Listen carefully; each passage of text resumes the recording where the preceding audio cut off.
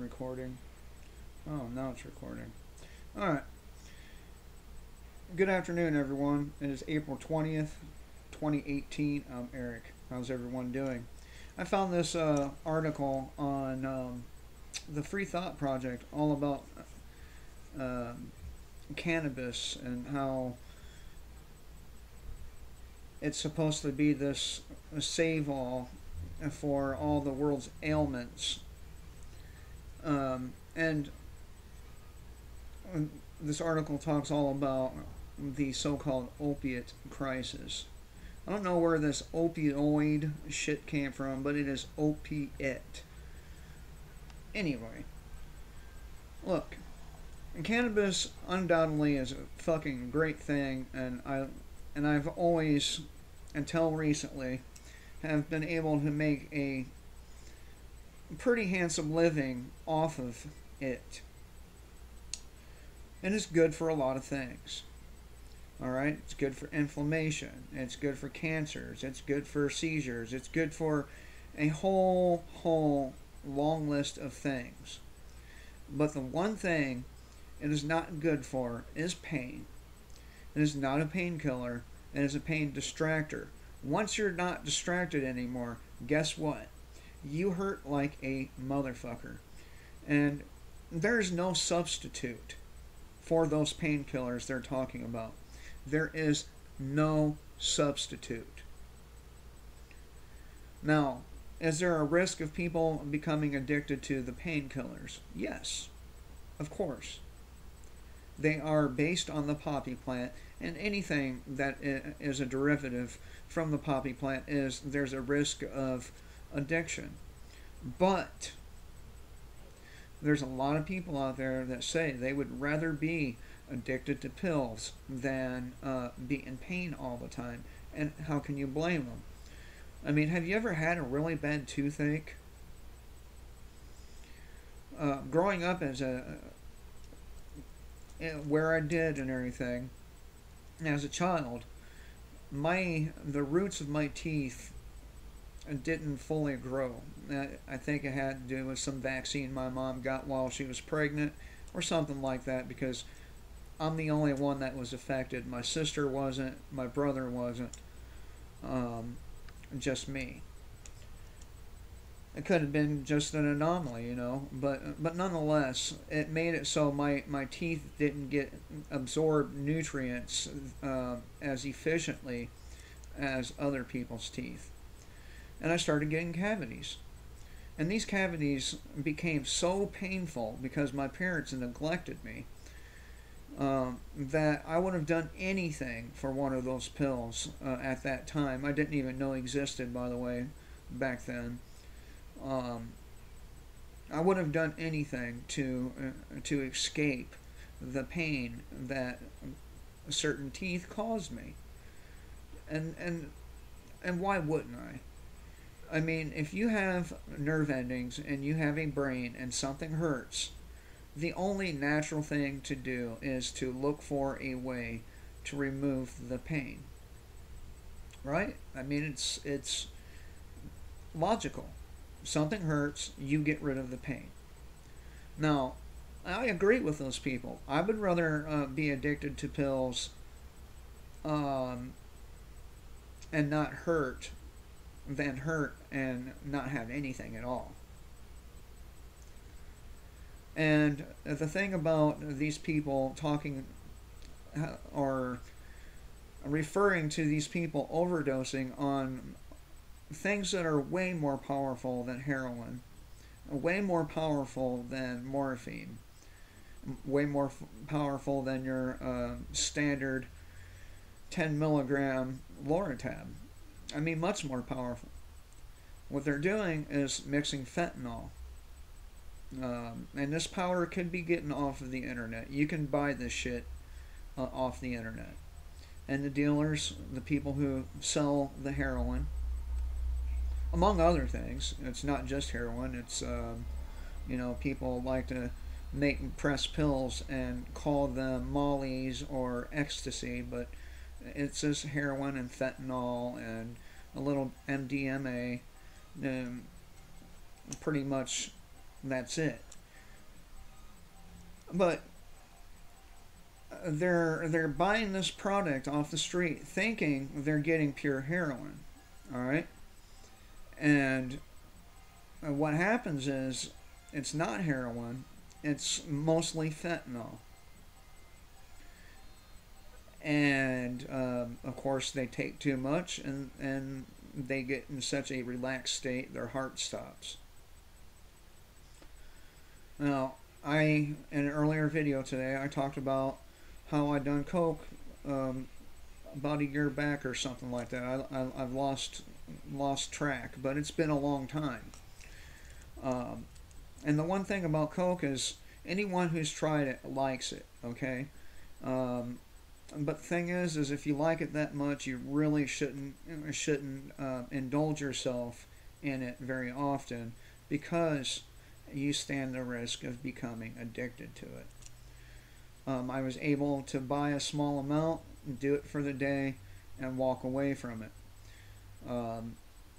If you keep doing it, keep doing it, and keep doing it, eventually you're going to get to a point where your body's dependent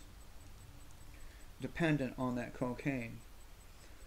But marijuana is not a fix-all. It doesn't stop pain. Okay, and there is no substitute for the opiate pills. They really are what works. Now, there's different levels. There's a drug called tramadol. The problem with tramadol is that it's binded to an SSRI, so it really makes you not give a shit. Okay, much further than that of a standard Loratab. Standard Loratab, it makes you emotionally numb if you take it for a long period of time, but it doesn't take you to the point of not giving a shit like tramadols do. So I don't recommend, if you are in pain, that you take tramadol. They are an SSRI, and withdrawal from tramadol is much worse than withdrawal from like a Loratab or a Vicodin. Okay, and you don't get withdrawals if you don't take it for a long period of time. If you take it for like a week and you stop, there's not a withdrawal. And if there is, do something so you don't notice it. You know, keep yourself busy. Again, there's no substitute for these pills. Marijuana, no matter how much you concentrate it, does not work on the same receptors in the brain. And if it doesn't work on the same receptors, then it's not going to kill your fucking pain. This should be common sense. But in the last year, I've seen articles claiming that, you know, this fucking weed outside your house is a stronger painkiller than morphine. I tried that weed, and let me tell you something. It didn't do anything to kill the pain. Alright? I try a lot of different things, but the only thing that works 100% of the time, each and every time, in killing the pain from years of combat injuries, is the opiate painkillers. That's it. Now, I don't take it that much anymore. I'm all but stopped taking them, okay? And I suffer for it. I can't afford to go to a fucking doctor every month and pay this asshole $300 for him to sit there and judge me like I'm some kind of fucking addict trying to get high. They don't even get me high. So, you know, I take them when people give them to me. That's about it. I don't buy them. I don't go to the doctor anymore because it wasn't doing anything for me. All he was doing was writing me a prescription, and it was costing me about what it cost to buy it off the street in the first place. So I found it to be a rather nasty feedback loop. You just keep going round and round and round. This way, you know, when I really hurt bad, I can take one pill and it'll get rid of the pain. The other way, I was on them constantly, and it took more and more and more to kill the pain. So I found a good balance, and that is the key. Finding that balance. Once you find that balance, they can't call you an addict anymore because you're not chasing that shit. You're taking it how you're supposed to, and and living your life the way you're supposed to. You're going to work. You're being productive. And a lot of people, without these pills, their bodies are so badly damaged they can't be regular people. I'm one of those people. I can't be a regular person. If I lift more than 150 pounds, I'm done. And I can lift 300 pounds. I can. I can lift 300 pounds, but I pay for it. I still have the strength. That's not the problem. The problem is nerve endings. The problem is injury. So, what are people like me supposed to do? Just suffer? Anyway, I thought I would let you know that there is no substitute. Okay? These pills do work every time. They may be addictive, but again, comparing the two outcomes, would you rather be constantly hurting, or would you rather be addicted to a pill? It's really a personal decision. And from my point of view, suffering as long as I did with my teeth, I would pick the pill. If I could go back to childhood and say, hey, the dentist has these pills, or whatever, or mom has these pills in the cupboard, I would have taken them. I would tell myself, take those, because it was unnecessary suffering. It did not have to happen. So, anyway, I thought I would share that with you. I hope everyone has a good day. Kill the state before the state kills you.